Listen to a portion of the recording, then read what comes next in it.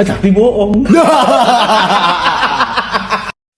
A few moments later, a few inches later, 2 hours later, 1 eternity later. Assalamualaikum warahmatullahi wabarakatuh. Perkenalkan, nama saya Putri Amanda dari Prodi Administrasi Rumah Sakit angkatan 2024 kelas A. Di sini saya akan mempresentasikan mata kuliah perilaku organisasi dari materi yang pertama, yaitu perilaku organisasi. Perilaku organisasi memiliki definisi. Perilaku adalah tingkah laku atau pandangan-pandangan atau perasaan yang disertai kecenderungan untuk bertindak. Organisasi adalah alat atau wadah yang di dalamnya terdapat atau lebih individu yang berinteraksi satu sama lain serta mempunyai tujuan yang sama.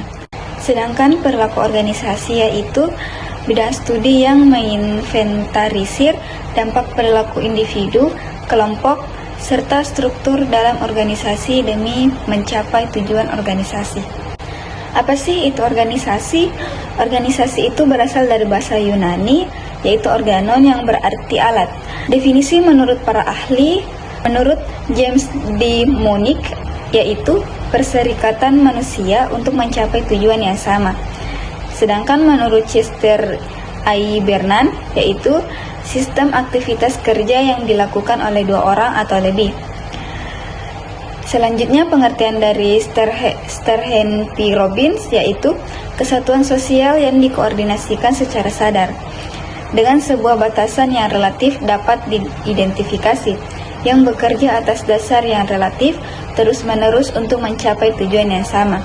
Sedangkan menurut Sondang P. Siagian, yaitu persekutuan antara 2 orang atau lebih yang bekerja sama serta secara formal terkait dalam rangka pencapaian suatu tujuan. Dan yang terakhir, pengertian dari Melayu SP Hasibuan. Sistem perserikatan formal berstruktur dan terkoordinasi dari kelompok yang bekerja sama. Selanjutnya yaitu ciri-ciri organisasi. Yang pertama yaitu terkait format dan tata tertib. Yang kedua, pendelegasian, koordinasi dan wewenang. Yang ketiga, ada kerjasama terstruktur. Yang keempat, sasaran dan tujuan. Dan yang kelima yaitu terdapat komponen atasan dan bawahan. Selanjutnya yaitu unsur-unsur organisasi. Yang pertama yaitu man atau orang. Nah, ini tuh sangat penting jika ingin membangun suatu organisasi karena terdapat anggota, pegawai, staf, dan personil. Dan yang kedua yaitu kerjasama. Kerjasama lintas departemen, divisi, dan hierarki, manpower, organisasi. Dalam organisasi pasti kita membutuhkan suatu kerjasama antara tim. Selanjutnya yaitu tujuan bersama. Apa yang harus dicapai melalui prosedur, program, network, polik, strategi, dan anggaran. Peralatan, semua sasaran berupa materi, uang, serta barang modal lainnya. Contohnya seperti tanah, bangunan, dan lain sebagainya. Lingkungan, kondisi sosial, budaya politik, ekonomi, SDA, dan teknologi, serta semua perubahan baik secara langsung maupun tidak berpengaruh terhadap organisasi. Selanjutnya yaitu siklus hidup organisasi. Di sini ada masa pengenalan atau courtship. Banyaknya ide dan gagasan, antusiasme yang tinggi, komitmen bersama. Selanjutnya masa bayi atau infant periode. Founder atau pendiri pusat aktivitas membutuhkan kerja keras, sistem dan prosedur masih sederhana, pengelolaan dan hierarki masih sempit. Masa anak-anak atau go-go. Gagasan dan ide awal perlahan terwujud. Semakin banyak yang ingin dikerjakan, ambil semua peluang dan kesempatan, semua ingin digerap atau dikerjakan. Selanjutnya ada masa dewasa. Selektif memilih peluang, menetapkan skala prioritas, realistis, level risiko, moderat, atau cari aman. Selanjutnya ada masa puncak. Sasaran realistis yang ditetapkan telah tercapai. Sistem, prosedur, serta mekanisme pengambilan keputusan telah tersusun dengan baik. Fleksibel terhadap berbagai perubahan, agresif mencari peluang dan diverifikasi unit usaha, perhitungan dan prediksi yang ketat. Nah, yang terakhir yaitu masa penurunan dan kematian organisasi. Masalah internal seperti rutinitas memastikan kreativitas dan inovasi. Munculnya faksi-faksi dalam organisasi, konflik struktural, memainkan kartu truf masing-masing. Segala upaya difokuskan untuk menjatuhkan lawan.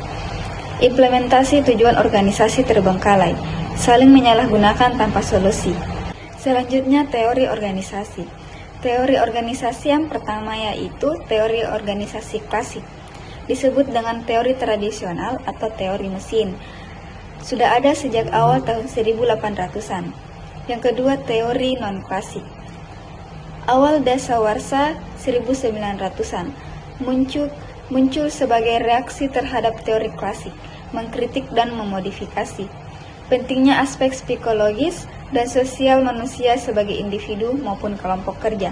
Awal munculnya behavioral approach dan human approach. Dan teori yang ketiga yaitu teori modern. Sudah ada sejak 1950-an, perkembangan teknologi yang pesat banyak membawa pengaruh terhadap perkembangan organisasi. Organisasi sebagai living system. Dan yang keempat yaitu teori kontingensi. Dibangun atas dasar kaidah-kaidah yang dikembangkan oleh pendekatan sistem. Open system compact.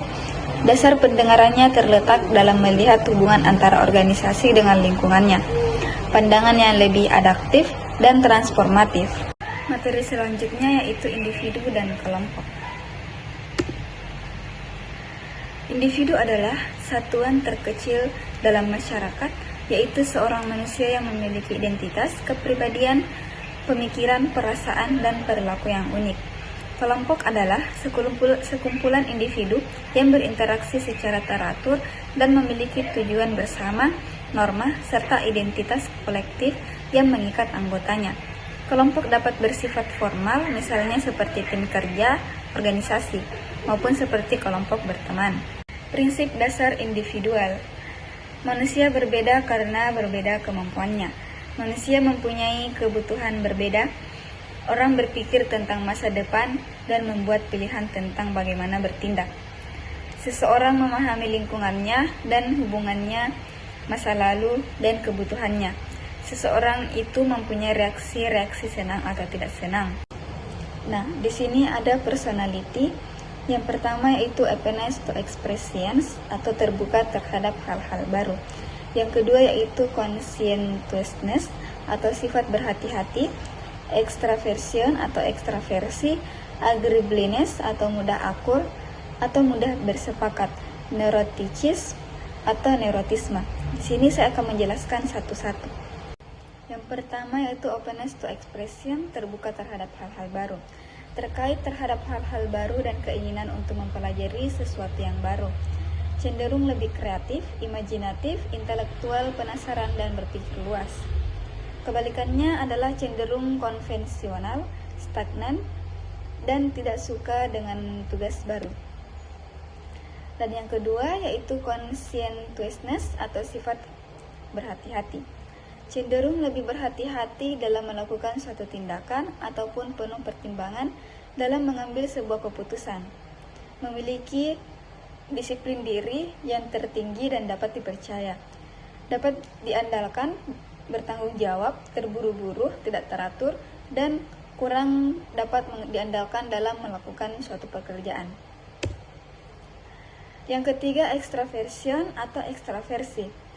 Berkaitan dengan tingkat kenyamanan seseorang dalam berinteraksi dengan orang lain. Senang bergaul, mudah bersosialisasi, hidup berkelompok, dan tegas. Sebaliknya, individu yang introversion, kebalikan dari extraversion, yaitu mereka yang pemalu, suka menyendiri, penakut, dan pendiam. Selanjutnya ada agreeableness, mudah akur atau mudah bersepakat, lebih patuh dengan individu lainnya, dan memiliki kepribadian yang ingin menghindari konflik.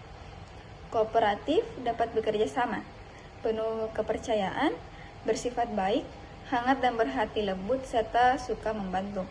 Kebalikannya, mereka yang tidak mudah bersepakat dengan individu lain karena suka menantang, bersifat dingin, dan tidak ramah. Dan yang terakhir yaitu neurotisme atau neurotisme.